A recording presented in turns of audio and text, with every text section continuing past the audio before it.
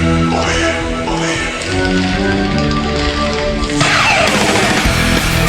buy that for $1. Hello, my sweet tortured souls. Miss Violet back again for another Trans Girl Transformers review double bill. This time we're taking a look at the studio series Transformers the movie, Bumblebee and Spike Wiki. Now, first we're going to take a look at Spike and then we're going to take a look at Bumblebee. But let's just get this guy out of the way for now. And focus on this guy. Tiny little guy that he is. This is everything that comes in the box. You've got the figure, the accessories, the instructionators, and the packaging. Let's take a quick look at that. Nice piece of artwork from the movie. It is listed as Exo-suite Spike Witwicky. He is a core class figure. Transforms in 11 steps. No real bio to speak of. There's all your legal warnings and everything, and there's that. So, let's take a look at the effects pieces first. They're kind of tiny. You get two that are exactly the same. You get this one. Plugs on like that. Good for a small little figure. You get two of them. Now on to his vehicle mode, if you want to class it as a vehicle mode. I mean, sure, it's got wheels. There's the underside.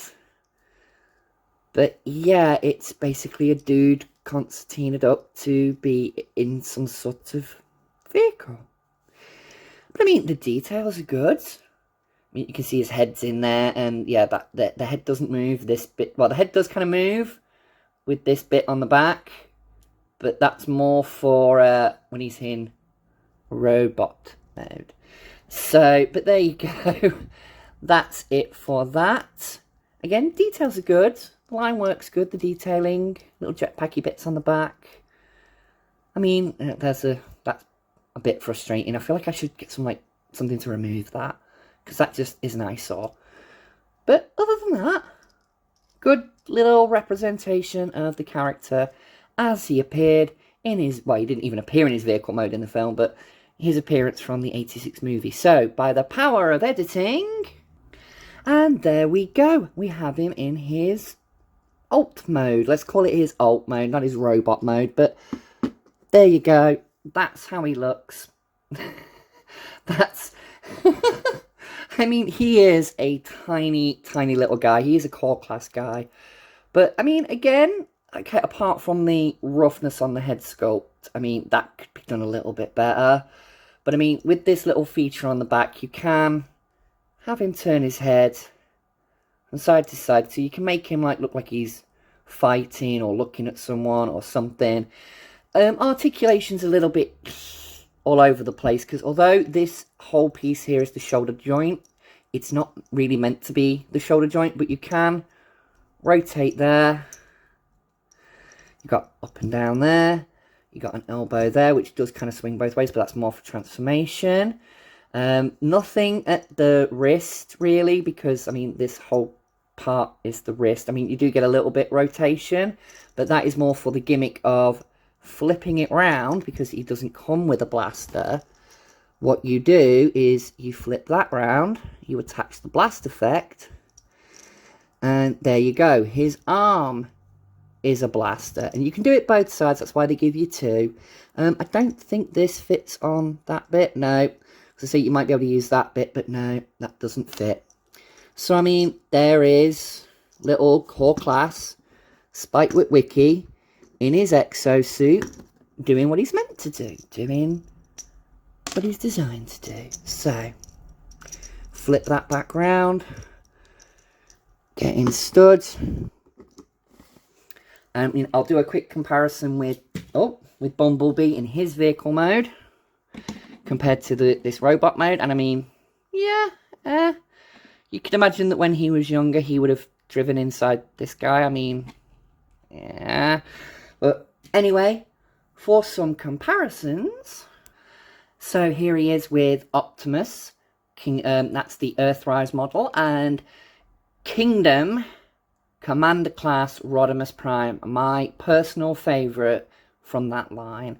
But, I mean, if you want to fudge this guy in as Daniel on, like, an 86 movie display without going full studio series, because obviously I think, yeah. But you could put him, I mean, that kind of works. But also, you know, they didn't appear together in the film like this, but him and Optimus, they go way back. So, I mean, that is a fairly good comparison, I feel. And for some smaller bots, here we have a Brawn, which I do think this was actually the Studio Series version. I'm not 100% on that. I have got the box somewhere. And movie Studio Series, Shocked Con, no, which I will get round to looking at a little bit later. But yeah, I mean, I think for size, that's not bad. It's a good representation of the character. But that's just my personal take on it. So anyway, again, through the power of editing, let's jump over and take a look at Bumblebee. Whee! Okay, so here we are. Here is Bumblebee with everything that he comes with in the box. You've got your instructions for construction, your little tiny blaster, obviously Bumblebee, and the box art, which is very, very nice. Picture of Bumblebee. Sorry for the glare there. There we go. Nice picture of Bumblebee.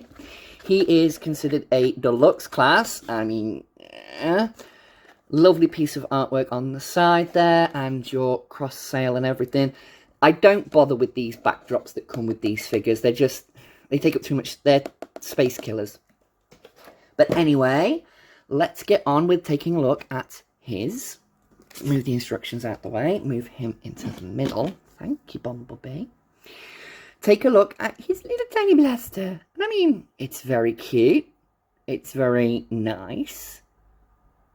For what it is, for Bumblebee. For storage, we've got it back here. Look, a little notch gun, which, I mean, there is that thing. Bumblebee should have a wheel at the back. You should have a spare wheel at the back. But, I mean, if I saw a car driving down the street with that hanging off the back of it, I would question it. But, I mean, and that's, I'm going to get to that, my first kind of gripe with this right away.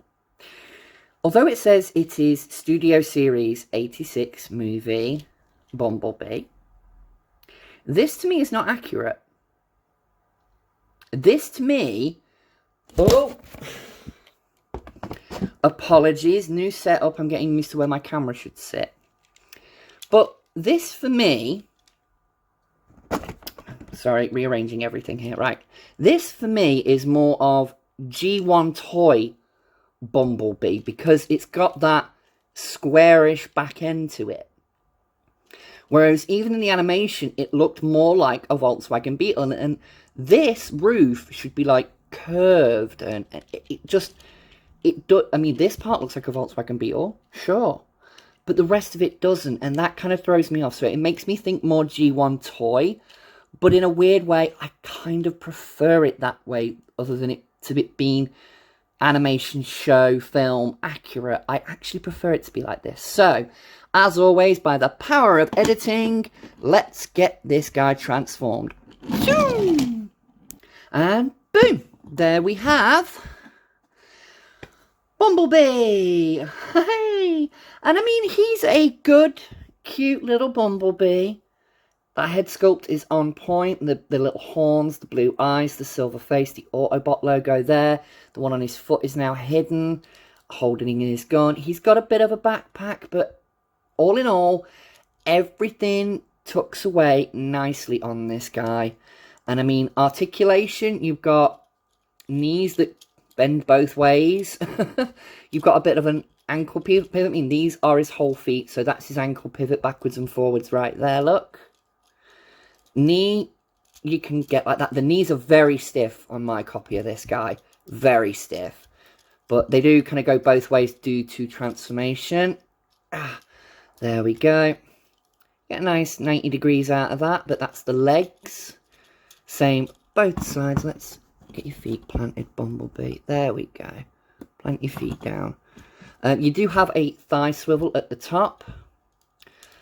Legs can go out that far, forward that far. Nice little detail on the bottom of his feet for his treads. And back that far. Arms can obviously go full 360. You've got in and out joint there. You've got a jointed elbow. Be careful though, because due to transformation, you get this elbow so far out and there's like a locking point for it. And on this side, this joint here, the swivel, likes to pop off of the mushroom peg. And as you can see, it's kind of bent it a little bit. So I have to be careful with transforming this guy. Otherwise, that arm just pops right off. So, you know, your copy might not have that. Buyer beware. But yeah, and obviously he's holding his little blaster. There you go. His blaster can use blast effects, but what I like to do, because he's so tiny and because it's such a tiny gun, I use one of Spike's spare ones. And I think that kind of yellow colour on this blaster kind of works well for Bumblebee.